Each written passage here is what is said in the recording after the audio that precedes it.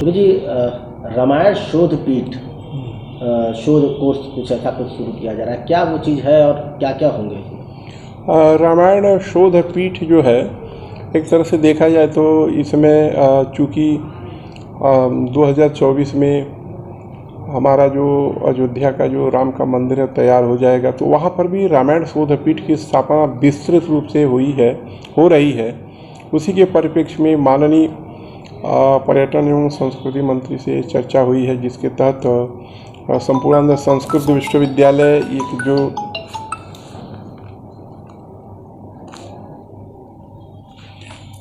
ऐतिहासिक एक विश्वविद्यालय जिसका 232 वर्षों का इतिहास है, तो काशी में एक संस्कृति का एक तरह से प्रतीक है, धरोहर है। तो यहाँ पर रामायण शोध पीठ में चूँकि भारतीय भाषाओं को केंद्र सरकार एवं राज्य सरकार के द्वारा नई शिक्षा नीति 2020 में भारतीय भाषाओं के संवर्धन किया जा रहा है, जिसके अंतर्गत भारत में जितनी भाषाएं हैं, प्रायः जिन भाषाओं में भारतीय भाषाओं में रामायण उपलब्ध है, रामचरितमानस उपलब्ध है, और उस सबको उसमें क्रिटिकल एडिशन और सबका जो अन्य भाषाओं क्षेत्रीय भाषाओं में अनुवाद, और चूँकि रामायण काल में समाज की व्यवस्था कैसी थी, स्मार्ट सिटी योजना कैसी थी, और पर्यावरण कैसा था, नदी का कैसे महत्व था, वन वृक्ष का कैसे हम सम्मान करते थे, सबका दिग्दर्शन करते हुए एक तरह से उस पर एक नया शोध कार्य कराया जाएगा। और ये माननीय मुख्यमंत्री जी की योजना है, माननीय योगी जी की और माननीय प्रधानमंत्री जी की, जो चाह रहे हैं कि भारत एक प्राचीन काल में जो विकसित राष्ट्र था, उसको नवीनता को जोड़ते हुए कैसे उसको विकसित किया जाए, उसी के अंतर्गत चूँकि रामायण पर हमारी शोध पीठ की स्थापना की जा रही है। और इस विभाग से डिप्लोमा और सर्टिफिकेट कोर्स भी हम चलाए जाएंगे, और कुछ चूँकि रामायण पर जो प्रवचन जो देते हैं, उस तरह के ये कुछ छोटे पाठ्यक्रम चलाए जाएंगे जो हमारे विद्वानों के द्वारा, रामायण के मर्मज्ञ विद्वानों के द्वारा उद्बोधन कराया जाएगा, जिससे एक नई परिपाटी प्रारंभ होगी।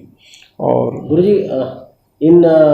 रामचरितमानस में जो चौपाइयाँ हैं, उन चौपाइयों जो काव्य है, उन चौपाइयों पे भी विश्लेषण होगा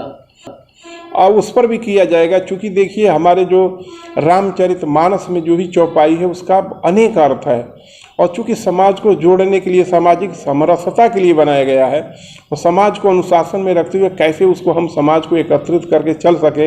एक समाज की व्यवस्था बन सके, उसको दृष्टिगत रखते हुए रामचरितमानस में तुलसीदास जी ने संपूर्ण विवेचन किया है।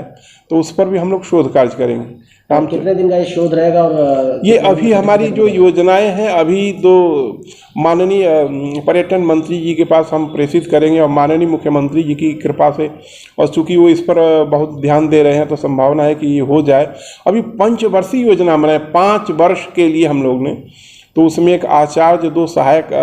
सह आचार्य में associate professor, 1 professor, 4 assistant professor की हम लोग मांग कर रहे हैं। कुछ स्टाफ भी होगा, और कुछ आगे चल करके इसको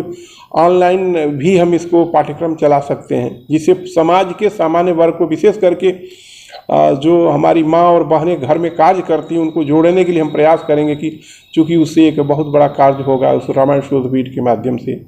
और सामाजिक समरसता कायम हो, ये भी उसमें ध्यान रखा जाएगा। डिजिटल इंडिया का digital new platform live VNS पिछले 7 वर्षों से बनारस की सेवा में। पाइए बनारस के कोने कोने की खबर निष्पक्षता के साथ। लाइव वीएनएस से बनारस की ताज़ा तरीन खबरों के लिए प्ले स्टोर से डाउनलोड कीजिए लाइव वीएनएस ऐप, या फॉलो कीजिए लाइव वीएनएस को सोशल मीडिया पर।